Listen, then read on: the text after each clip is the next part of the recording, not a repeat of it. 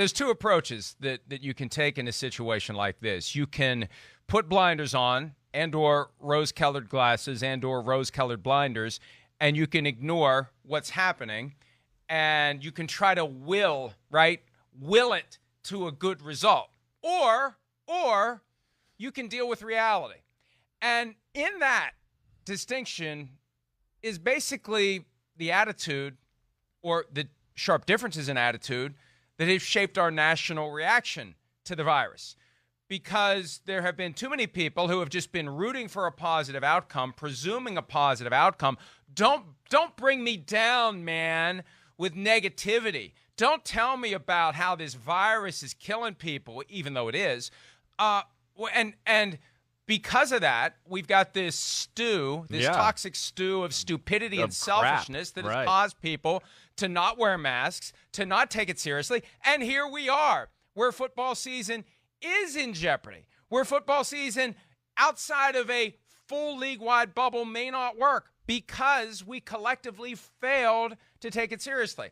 But those of us who have been trying from day one to get everyone to take it seriously, not simply to save football season, although that would be nice, but to keep as many people in the country alive as possible and to keep the virus from sickening people.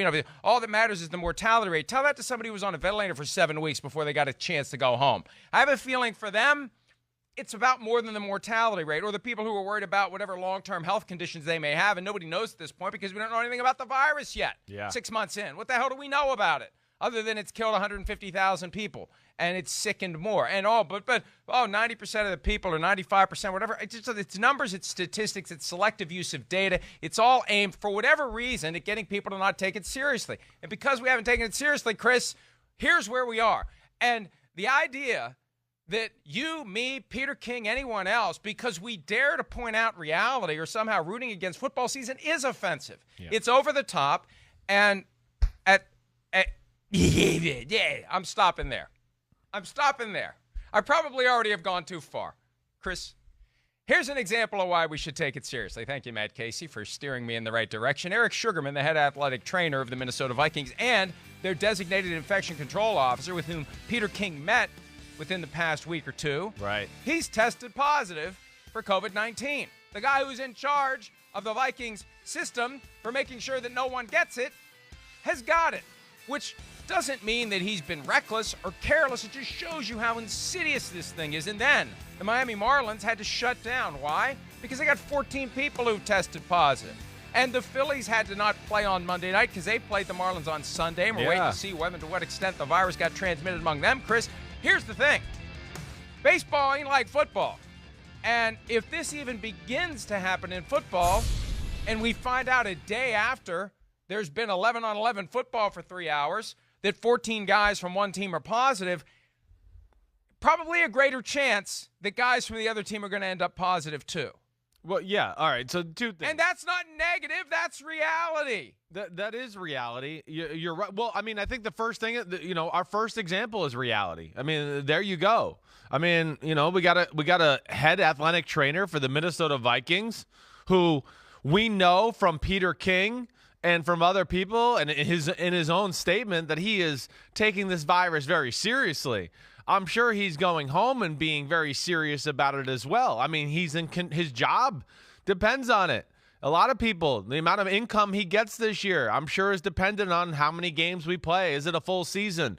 And, of course, he takes his job seriously and knows he needs to be clean because he's got to be around a lot of other people who, may be clean or mostly clean but may not. And he's trying to set the right example there. And it just shows you there's a guy that's smart and doing the right things, and bam, he's got it. So, there's no dodging this thing. And then with baseball, okay, that's yes, disaster. I mean, I want to go back to what I said yesterday. No, shocker. The team in Miami's got an outbreak? I would have never thought that. I don't think I could have connected those dots.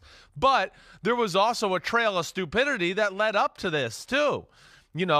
Them having, information that it was already starting on their team. And, they could have maybe cut the cord here a little earlier and stopped it. But regardless, this is where we are. And now, they're going to have to make up Chris, games, and we go from there. They let They let noted epidemiologist masquerading as a shortstop make the decision as to whether or not they were going to play on Sunday. Right. Are you kidding me? Well, are you kidding me? That's right. I mean, they knew the virus was in the locker room. I believe they knew it on the plane ride up there. Correct me if I'm wrong. I believe. But so, yeah, that shows a checklist and things of, first off, I think if we just compare it to football, I don't think football is going to make those type of mistakes. They're not going to the New England Patriots aren't going to be like, hey, guys, we got COVID-19. Devin McCourty, what do you think we should do as an organization? Should we play or not? Okay. Yeah, I mean, that was just ridiculous. So, I'm hoping that football is smarter than baseball along those lines, even though I know this is not going to be easy, and I'm certainly not taking anything for granted. Well, and that's really the point, Chris. I don't think football would let it come to something like this. I don't but of either. course, if we'd have been talking about this yesterday, this specific topic, I'd have said surely baseball wouldn't do something so asinine as to allow a player to decide whether or not to go forward after you've got clear evidence of an outbreak. But here's what it tells me. It tells me that in this atmosphere that we're now in, there's always going to be a donut hole that you can fall into. There's always going to be something. It's going to be the thing that you didn't think about that's going to reach up and grab you when you least expect it, because this thing is so potent from the standpoint of how it spreads. I mean, when the guy who is the chief employee responsible for keeping it out of the Vikings facility can't keep it out of his own body, it tells you that the virus sets the agenda. The virus determines the timeline. And the virus, no one else, is going to decide whether or not football can be played this year, no matter what steps are taken by the NFL, in large part because we didn't take it seriously enough. Because the same sentiment that was communicated yesterday by Kyle Brandt is the attitude that so many had back in March and April. Live your life. It's no big deal. Don't hide under your bed. Don't shut down. Liberate Michigan. Do this, do that. Let everyone out again. And here's where we are. We're making progress in May. Then everything opens up again. And here's where we are. That's why football's in jeopardy. And I'm making no apologies for pointing out reality. And the point is, we better figure out what the hell we're going to do or football season won't happen. I mean, I want to be one of the ones with a shovel, right? I want to be one of the ones trying to help the NFL come up with a solution, not sit back and say, it'll be fine. We'll be fine. This is, the meme of the guy, the whatever the animal is, drinking coffee in the burning room saying this is fine. That's what so many people are right now. The room's on fire, folks, and we need to try to put it out before it engulfs the sport of football, period. And, Chris, the point I raised yesterday, and I'm curious about your thoughts on this. Is it too – thanks, it's a dog. I didn't know what it was. It's a dog. Thank you, Pete Demolitis, for letting me know that it's a dog in that meme. I never really bothered to stop. It's some kind of cartoon character. Anyway, can the NFL pull off a bubble? Could the NFL right now say, man, look at baseball. Yeah. And even if you have to delay the start of the season until October, November, can they find a location where they can take everybody – and build the practice fields that would become game fields, build dormitories, or find vacant buildings they can convert to dormitories? It's probably a Herculean task at this point. Yeah, it is. But I feel like they're going to wish they should have done it by the time it's all said and done. Well, our guinea pigs are, of course, baseball, and then we look at basketball, right? And they seem to have things certainly under control. Now, I know they haven't started playing games and things like that yet, but we'll see where that goes. Now, bubble for the NFL. We discussed this a little last week. I can't remember if we did it during the show or PFTOT. Maybe you could have pulled it off if you decided back in late March, early April, okay, whoa, I don't like the way things are going. We need to figure this out. But, to what you just said, Mike, I think it's too late in the game. I do. Again, this is different than basketball where there's, 10, 12 guys on a team and just a handful of coaches. It's not only all the practice fields that you'd have to worry about and the juggling of all the players and, of course, the meeting rooms. Is there enough of that? Meetings are so important in football, little areas to do walkthroughs. So could they have maybe pulled off let's say an or 4 bubbles where it's like the AFC East and the NFC East are all in this bubble somewhere, and the NFC North and AFC North. Yeah, maybe, but it's that time's gone now. We got 32 individual bubbles, and I just don't even think it's possible to think about that anymore. Or do we just have to say, okay, fine, we'll do it, but we're not going to start football till November? And that's my question at this point. Is there a way, if they start now, if they say, you know what, we're going to apply foresight here. We're going to be proactive. We're not going to just say, let's see what happens, like baseball did.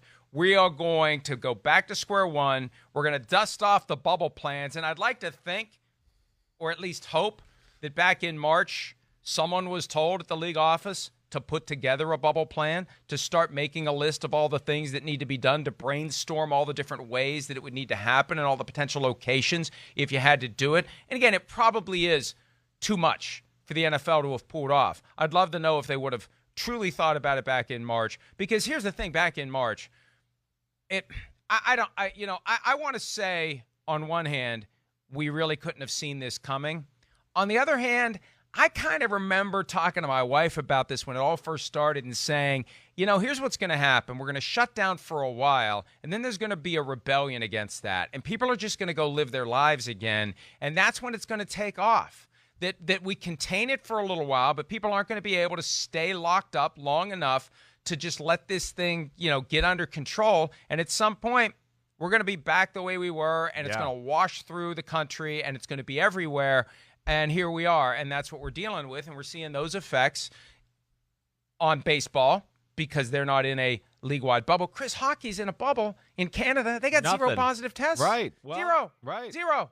They're in a bubble, and they're Canada in a country. Is the key word well, there. Exactly. Right. They're in a country that's, they're killing it as far as the virus and, as far as where the state of their country is at.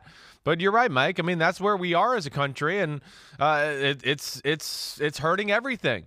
And it's, again, where I just argue with people at times to just, and I'll say this. I'm still very happy with what I see up here, like in the New York, Connecticut area. Mike, I went to a restaurant on Saturday night, 16th wedding anniversary. First time we've done it since the pandemic started.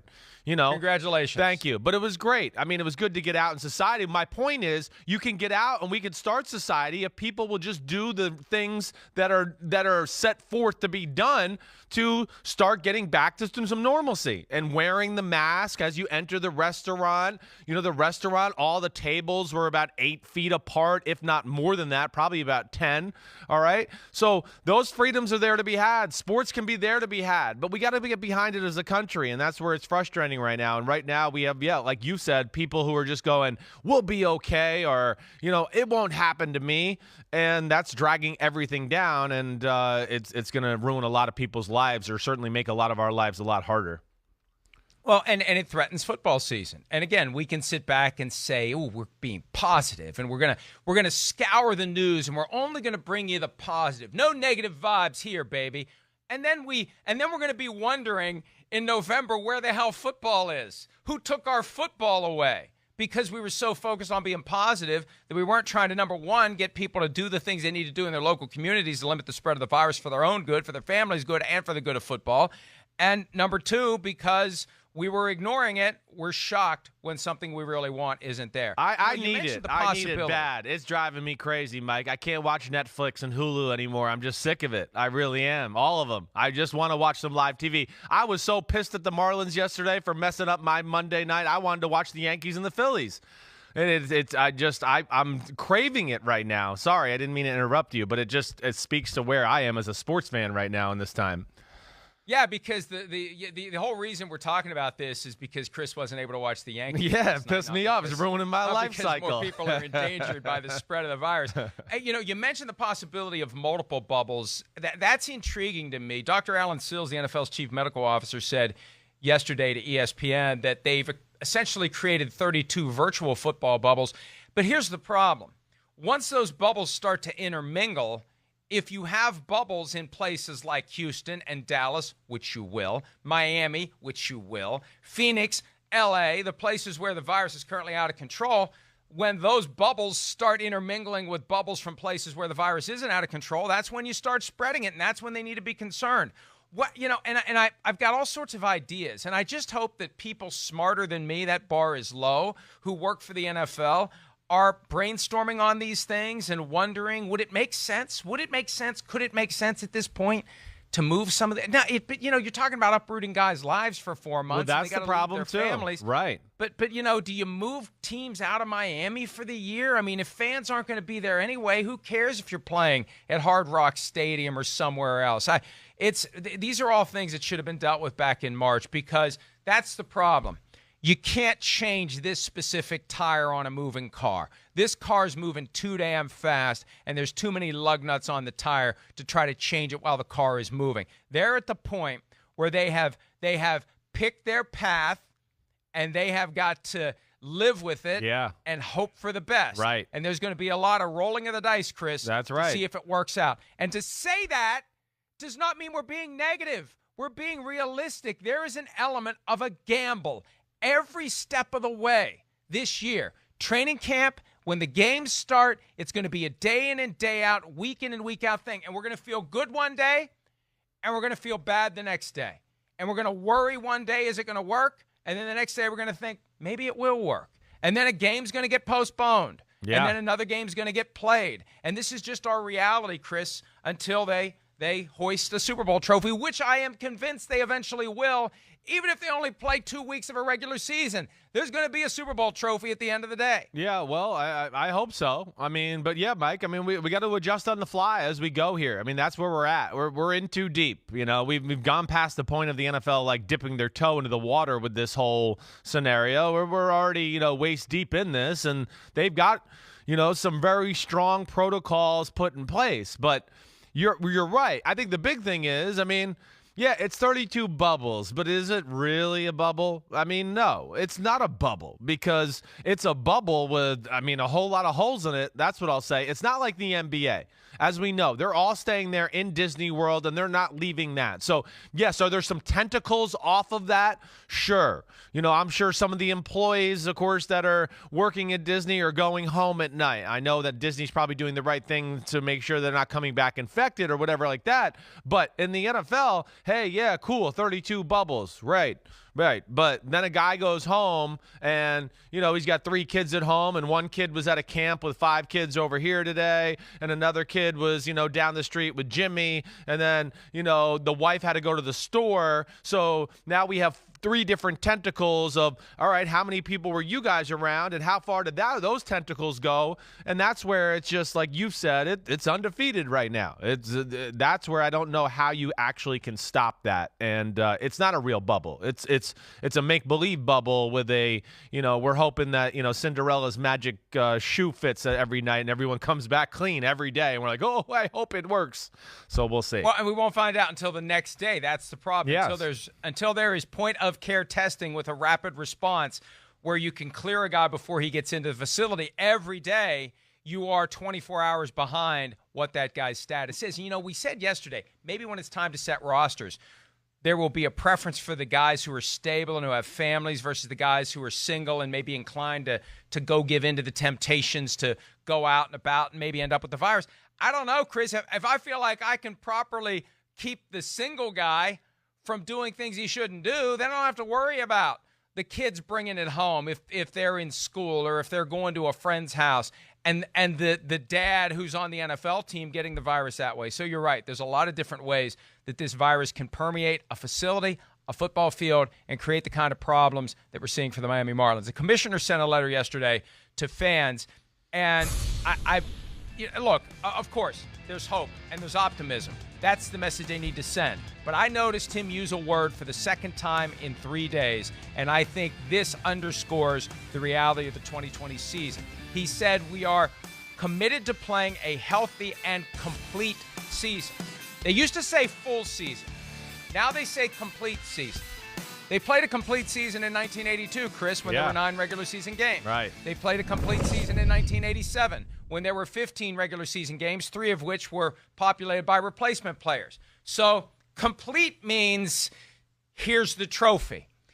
We're not making any statement or promise as to how many games are going to be played before we hand out the trophy. So I agree, and I believe it will be a complete season. I agree and I believe that when it's all said and done, there will be confetti cannon shot and someone will be holding it up and they will be the champs, and there may or may not be an asterisk on the season, but it will happen. The question is, how many games are we going to see before we get to the point? There's 269 total games now with regular season and postseason. How many of those 269 are actually going to be played? What's your over/under? Like let's just go into a regular season. Like we got what, 17 games now. 256. No, 200. No, next year. 60. Sorry, 16 games now. Yeah. But like average per team. What are you saying right now? Like how many do you think we get to? You think we're going to get to 8? I have no 10? idea. I have no idea. I'd like to let's say 9.5 is the over/under. Okay, yeah. I mean, baseball made me feel like we're gonna have a week 1 game now, like in the NFL. We'll probably get there, and then we're gonna have to like take 2 weeks off, and then we're gonna have a season again for a week or 2, and we're gonna have to take another week off. I mean, that's just the way I have a feeling, or at least this is what's entered my brain after this weekend with some of the things we've seen, to where it might just be choppy the year. We might get 1-2 weeks in a row, great, and then it disappears for 2 weeks, and then everybody gets healthy, and we play a few more games, and then it comes out again, and I don't know, maybe that's the way it goes this year, and we just got to get ready for that.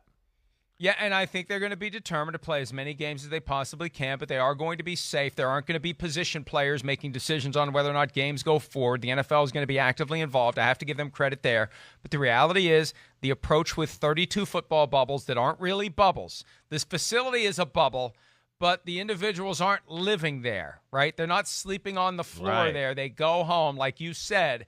They could bring that virus back, and until we have point-of-care testing, there's no way to know on a given day that a guy is or isn't shedding virus until the next day. And if that happens on a Sunday when a game is played, that's when you have to worry that the outbreak has started, and then maybe you do have to shut it down for a week or at least postpone individual games. That's something that Peter King has hinted at in his latest Football Morning in America column. All right, let's take a break. Hi, I'm Mike Tirico, and thanks for watching. Make sure to hit subscribe for the latest news and highlights from NBC Sports.